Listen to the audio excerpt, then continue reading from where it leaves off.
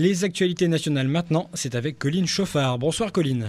Bonsoir Thomas. Les manuels scolaires français propagent un sournois endoctrinement à la théorie du genre.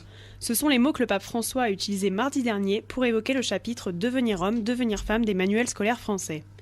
Surpris par les propos d'un petit garçon qui rapporte à son père que plus tard il veut être une fille, le pape François s'attaque à l'éducation nationale en l'accusant de colonisation idéologique.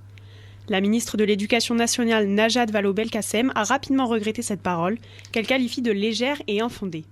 Elle assure que ce chapitre insiste sur la nécessité de ne pas hiérarchiser entre un genre et un autre, dans le souci de lutter contre le harcèlement et les violences faites aux femmes. En réaction, Nicolas Sarkozy du parti Les Républicains s'est rangé derrière le pape et a vivement critiqué la ministre de l'Éducation, qui, je cite, lui fait honte. Il a alors à son tour été critiqué par le Premier ministre Manuel Valls, qui n'hésite pas à défendre la ministre de l'Éducation. Elle a eu raison de réagir comme elle l'a fait, et Nicolas Sarkozy a bien tort de l'attaquer avec cette outrance, a-t-il déclaré. Les politiques français sont partagés, mais dans les autres pays, où en est la question de la théorie du genre ? Alors par exemple, le site d'information suisse 24 heures a décidé de compléter son article sur les propos du pape en évoquant le cas de la Norvège, où la question de devenir homme ou devenir femme s'inscrit dans les lois. Le pays a approuvé en juin dernier une loi facilitant le changement d'état civil basée sur l'autodétermination.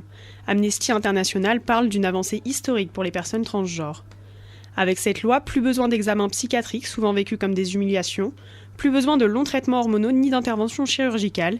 Il suffit d'une notification aux autorités, voire d'un clic sur le net pour accorder son état civil avec sa volonté.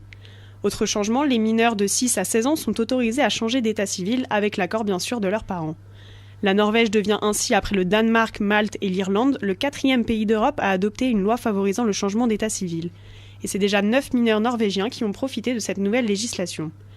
Autre exemple très différent, en 2015 en Italie, le gouvernement souhaitait développer ce qu'il a appelé le jeu du respect dans les écoles du nord du pays. Ce jeu consistait, d'après ses créateurs, à casser les stéréotypes pour développer l'égalité des genres. Mais cette proposition ne faisait pas l'unanimité en Italie, et c'est ce qu'expliquait le journal The Guardian, dans un article sur le sujet. Si certains partis comme le Five Star Movement soutenaient le projet, d'autres à l'image de la Northern League et de Forza Italia craignaient que ces activités troublent les enfants sur leur identité sexuelle. Barbara Zilli, directrice régionale de la Northern League à l'époque, dénonçait une tentative sournoise de manipuler les esprits. Une phrase qui ressemble fortement au sournois endoctrinement à la théorie du genre utilisé par le pape cette année. On peut donc constater que la place de l'enseignement et du développement de l'égalité des genres est une question récurrente mais traitée très différemment par les pays d'Europe.